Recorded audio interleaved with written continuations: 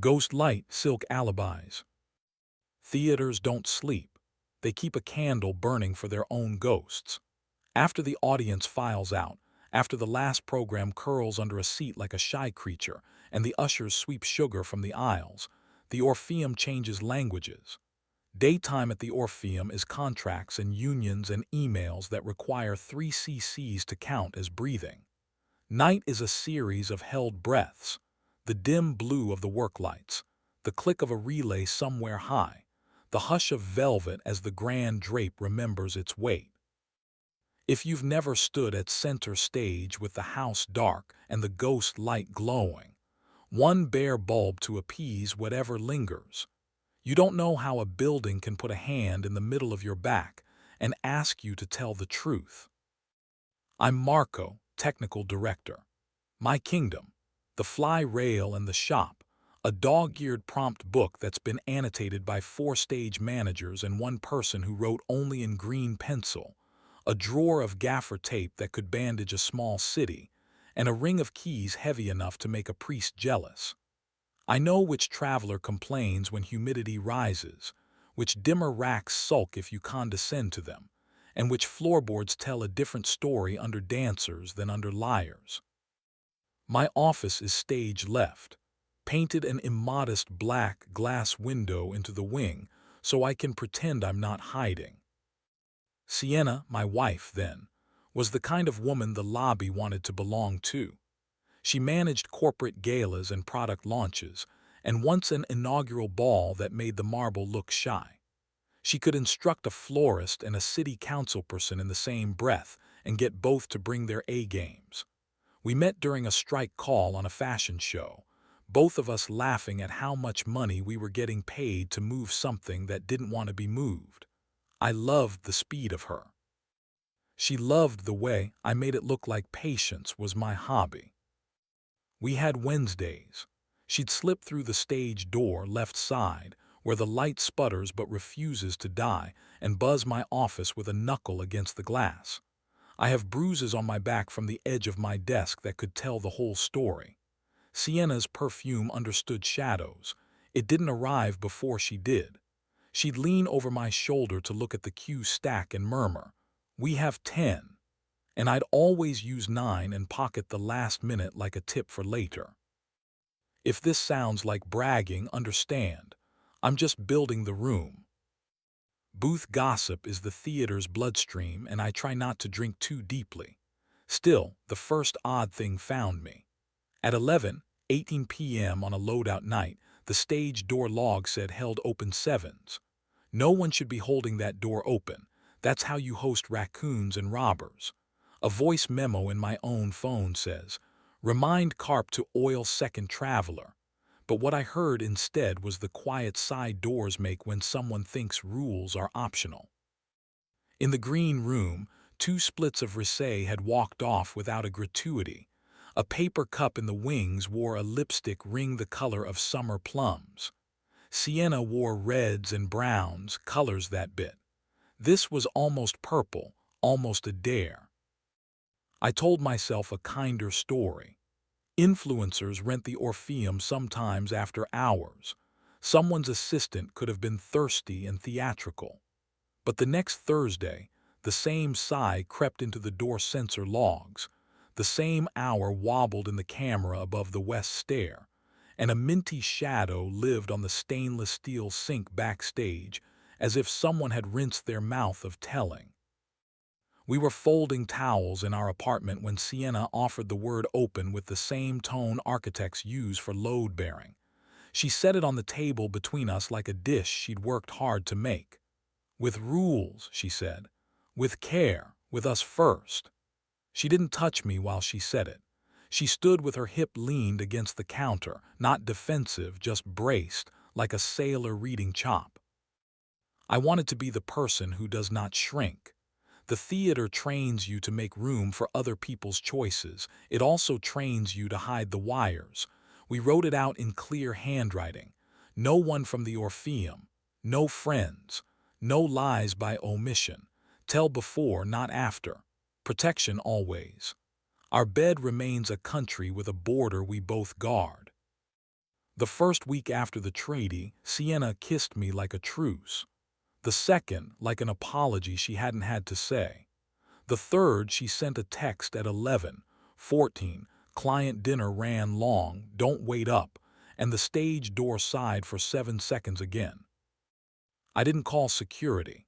If you turn theaters into courtrooms, the night stops telling you the truth. I did what I know. I set cues only I could see. A whisper of talc under the inside handle of the stage door so a hurried palm would leave a galaxy only a blacklight could read. A kiss of UV marker along the push bar at the green room exit. A filigree of monofilament across the corridor to wardrobe at shin height, not to snare, just to make someone's stride confess. I tightened the closer on my own office door until it forgave patience and punished hurry. These are not traps, they're mirrors. The woman I'd seen once in a rehearsal is named Ivy Voss, choreographer, content creator, owner of a gaze that treats attention as currency. Ivy moves like gravity is a negotiable instrument. Her dancers worship her spine and her comment section. She has a habit of touching railings with her palm like she's blessing them. That's a nice gesture when the railing belongs to you. At 12:08, the UV along the green room door glowed like a thin nebula under my lamp. At 12:11, someone unhooked the monofilament and coiled it like a punctuation mark on the floor, respectful, almost affectionate. At 12:13, the stage door wore a bright palm print, right where you press if you forget you're not supposed to. At 12:15, I found, under the couch in the director's lounge, a clear silicone earbud tipped like a tear that had decided to be solid. I cupped it in my hand and told myself a story where everyone was careful and nobody was cruel. Sienna came to my office with her hair pinned the way only fast hands pin hair. She saw the blacklight in my grip, then her own wrist, where a faint galaxy bloomed, my invisible mark from the green room. She followed my eyes and took a breath from a different part of her ribs. "Don't make me the villain," she said, not pleading, just tired like the night had asked too many questions. "I asked for before," I said. "I thought I did," she answered, and her mouth was honest enough to hurt. Client dinner ran long had been the confession in her mind. In mine, it was choreography. Ivy stepped out from the quick change nook as if darkness were a curtain designed for her entrance. If you've ever changed a set with 60 seconds to spare, you know how little space it takes to recalibrate a life. She nodded to me with a politeness that respected the building and not the man. "We'll go," she said to Sienna, like a stage whisper with no stage. "There is no we," I said before I could stop myself, and the old stage manager in my chest rang the sound cue for too late. We didn't make a scene. That is my one professional pride. The Orpheum is a sanctuary before it's a narrative convenience.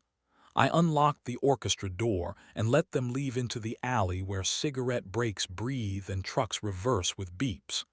Sienna turned once at the threshold as if to ask the building for an aside. The ghost light did what it always does, stood witness and said nothing. We separated with the competence of people who have negotiated too many contracts to pretend otherwise. She found a loft with the kind of windows that make every hour feel like it earned its light.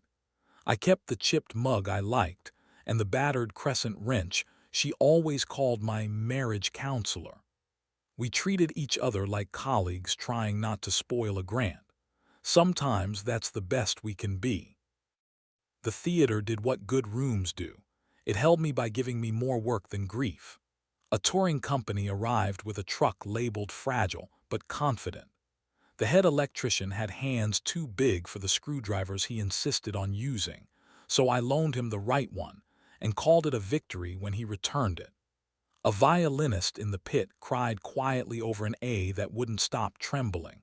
I put a space heater under her chair so her fingers would remember the word sure. The ghost light hummed the way fluorescent hums. which is to say like a person considering honesty. Lena, our principal cellist for the run of Nocturne City, played like she was coaxing a ship into harbor. She arrived on load-in day with a case that looked like a sleek animal and a smile she didn't use on people she didn't mean it for. In the pit, she tucked her end pin into its groove like we'd built the slot just for her. Maybe we had. And she tuned with her ear more than with the digital tuner clipped to her bridge. On break, she would sit on the edge of the pit with her legs in the darkness, eating an orange neatly, bit by bit, as if the peel were part of the composition. We started as colleagues. She asked where the pit light dimmers hid. I pointed with a flashlight beam to the dimness itself. "You're not a talker," she said once backstage between cues as I adjusted a shutter and she adjusted her sleeve. "I'm a room," I said. "You can put sound in me and see what happens." The first time Lena kissed me, she did it in the vomitory tunnel, the in-between zone where audience becomes backstage and neither rules apply fully. The house was dark but not asleep. She stepped close like she was about to borrow a pencil, and her hand came up to the notch of my jaw where Sienna's comma used to live. Lena didn't write, she underlined. Her mouth tasted like pith and something sweet that hadn't bragged about being sweet. She kept her eyes open for a beat longer than most, not to check for witnesses, but to witness me. I felt my body make a new promise and hoped the building approved. We made our own rules, the ones that respect a sanctuary instead of turning it into an accomplice. No kisses in the wings where the fly rail could gossip. No linger in the quick change where the mirrors remember too much. Yes to the catwalk at 3, both of us on our stomachs, feet hooked over steel, the city laid out below us like a patient who has decided to live. Yes to the prop loft with the shades drawn and the ghost light asking no questions. Yes to the tuning room after the last applause, her cello in its case, my hands warm from work, the world briefly smaller than a good decision. Sienna and I signed papers in a courthouse that smelled like old varnish and the kind of flowers people bring to themselves. She wore a blazer that told a story about winning. I wore a tie I found behind a road case the day before, still in its plastic. We didn't deliver final speeches. She asked about the Orpheum as if it were a child we'd raised. I told her the traveler stopped squeaking. She smiled like that was a better outcome than most endings. The gala that found us later was called Curtain Up for Care. Donors love chandeliers and canapes shaped like words. Sienna came with Ivy on her arm the way publicists carry dossiers, secure and prepared to pivot. Ivy looked softer without work in the corners of her mouth. When she and I locked eyes across the lobby, we both gave the same small nod. The nod you give someone who once shared a narrow hallway with you and didn't set it on fire. Lena was in black, of course, her hair pinned but refusing the idea of captivity. When she slid into the pit and tuned the room's chest, I felt something let go inside my own. During the speeches, I stood in the wings and watched the donors applaud themselves, which is not cruelty, it's how giving rehearses belief. The ghost light waited in the corner, patient. There is an odor to successful nights. Metal cooling, perfume surrendering, dust settling like a blanket after a long day. After breakdown, I took my last round. Stage door, quiet. Green room, tidy, the mint ghost moved on. My office door, that old co-conspirator, closed with the perfect hush. On my desk sat 2 clear silicone earbud tips, side by side, quotation marks closing a chapter. I'd found the second under the couch in the director's lounge weeks ago, and kept them both the way you keep a lesson you paid dearly for. Lena found me there, lamp off, ghost light casting a script of shadows. She came behind my chair and set her palms on my shoulders, thumbs ghosting the tendons as if convincing my body to join the verdict my mind had reached. She kissed the hinge of my jaw, then the place below my ear where different languages form. "You look like a decision," she said. "I'm learning my lines," I said, standing to face her. We didn't hurry. We are old enough to know speed is only impressive to the frightened. Her back found the cool of the office door. My palms found the silk hidden under her blazer. We moved with the quiet courtesy people use when their joy doesn't require permission. Her breath warmed the skin over my sternum through cloth, and I thought, absurdly and beautifully, of the way she bows open a phrase until it thinks it invented itself. When she laughed softly into my mouth, we'd bumped the desk, traitor furniture. It was the sound I'll carry to whatever the afterlife decides to be. No revenge. It's not that I don't understand the genre, it's that the theater's bones don't deserve to carry it. The Orpheum is my church and my workshop, and I refuse to dirty its floors with courtroom spill. That night, I put the earbud tips back into the drawer with the UV lamp and the monofilament and a coil of purple gaff that's seen too much. I closed the drawer. I turned off my lamp. I left the ghost light on. If you come to the Orpheum on a night when the house is dark and the lobby smells faintly of dust and new money, you might hear a cellist somewhere below your feet teasing a scale into a story. You might see, from the balcony, a man in black move across the stage and pause at center like he's listening to the floor. You might not notice the way he skims his fingers over the velvet, a benediction, a promise made not to a person but to a place. You might pass the stage door where a sign says no admittance, and you might think for a heartbeat that rules are only for other people. You'd be wrong. They are for what we love. When I lock up, I stand for a moment under the glow of the ghost light. The bulb hums like a throat singing a note nobody else can hear. I imagine all the palms that have touched this building, careless, careful, hungry, kind. And I decide again to be the sort that leaves clean prints. Outside, the alley smells like rain whether or not it's falling. Ivy's laugh rises once like a line from a show we didn't audition for. Sienna's shadow passes across the memory of a window.